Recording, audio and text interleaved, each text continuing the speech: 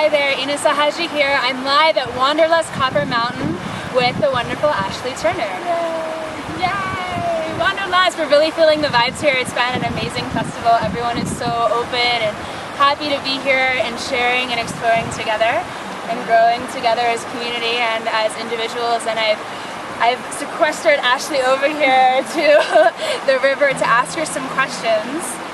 So I'm just gonna shoot. Such a blessing. Thank you so much for having me. Thank you. So I know a lot of people are really into the Urban Priestess work that you've been doing and sharing in festivals and workshops. And I'm wondering about, since a lot of what I do is with sacred sound and mantra and figuring it out, if we can, to the best of our ability conceptually, I'm wondering if there's any specific mantras or affirmations that you use in the Urban Priestess work that helps, that assist that transformational process. It's interesting because the sound is so much a part of priestess work. In fact, the color of the priestess is like this bright blue, royal blue, which is also the color of the fifth chakra, the Shuddha. So the function of the archetype of the priestess is to be a clear reflection and to really discern symbols and images and be able to translate the divine into this very physical, practical world. So as a priestess, as the archetype of the priestess, we want to take on being a clear reflection, which is very much what sound does. It helps purify. So the translation, one of the translations of Vishuddha, the fifth chakra, is purification. And so the sound element through ether, the sound waves that move through ether, really helps us purify our minds, purify our thoughts. And one of the first attributes of the priestess is to cultivate resonance, that when we create sacred space, whether it's in our homes with our families or in a class if you're teaching, or I'm also a therapist, so in the context of therapy, creating resonance in the space, to create a sacred space, that immediately allows our psyche to soften and begin to heal. And one of the best ways to create resonance, of course, is through sound. The sound is all about resonance or dissonance. So using mantra and using affirmation to create resonance, or even using sacred sound, whether it's music that you put on to cultivate a certain bhavana, a certain quality, it's really important. And I highly recommend that people use mantra and affirmation. I use it in my sadhana all the time.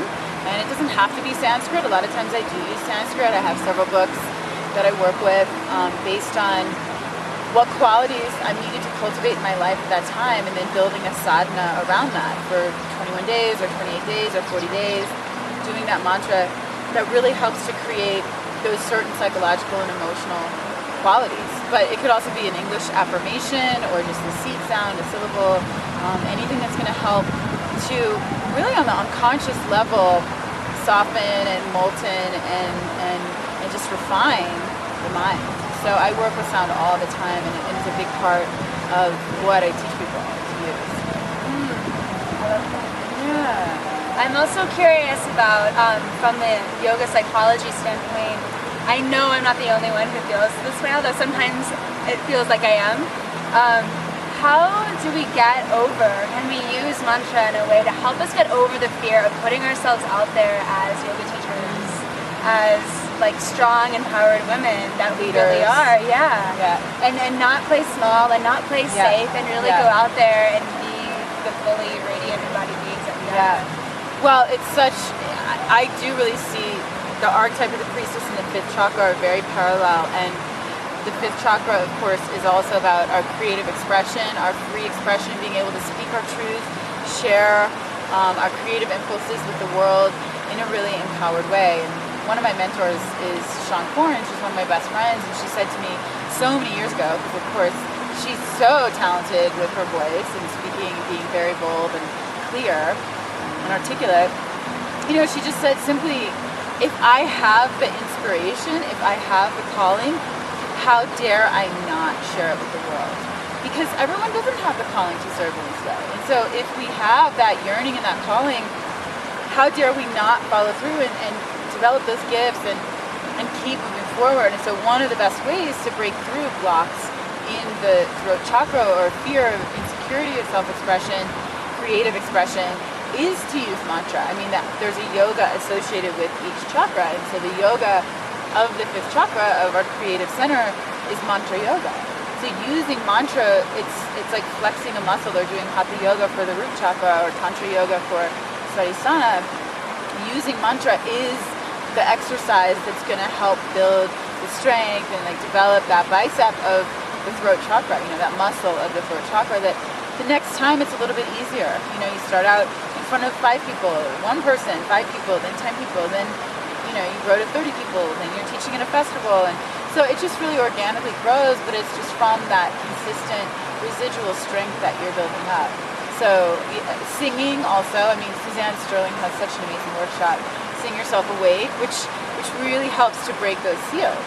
And then it helps us to be able to communicate more effectively in all of our relationships, which, is what we're after. Truth. It's helpful. Yeah. Living in the world. Exactly. Exactly. Is there a mantra or something right now that you're working with that we can do together with you? Sure. It's one of my favorite mantras. It's a little complicated, but I love to teach it because I feel like it's sort of the umbrella mantra that encompasses everything. So, Asatoma Sat Gamaya, and when you put A before anything, as you know in Sanskrit, it's the opposite of, so Asatoma Sat Gamaya, seeking satya, seeking truth. So may I move from the illusion towards truth. Asatoma Sat Gamaya. Second line is Tamasoma Jyotir Gamaya. Jyoti is light, and tamas is that heaviness, density, lethargy, stickiness. So may I move from the darkness towards the light. May I move from illusion towards truth, from the darkness towards the light. Tamasoma Jyotir Gamaya. The light just came out. Mrityorma Amritam Gamaya. From the mortal to the immortal. So really connecting and identifying with that part of ourselves that is the immortal, that is the essence. Letting go of all the trappings in the temporal plane and recognizing that for what it is, but then really plugging into that immortal sense of self. So Mrityorma Amritam Gamaya. So together, it's Asatoma Sat Gamaya, Tamasoma Jyotir Gamaya, Mrityorma Amritam Gamaya. Om Shanti Shanti Om Shanti Shanti.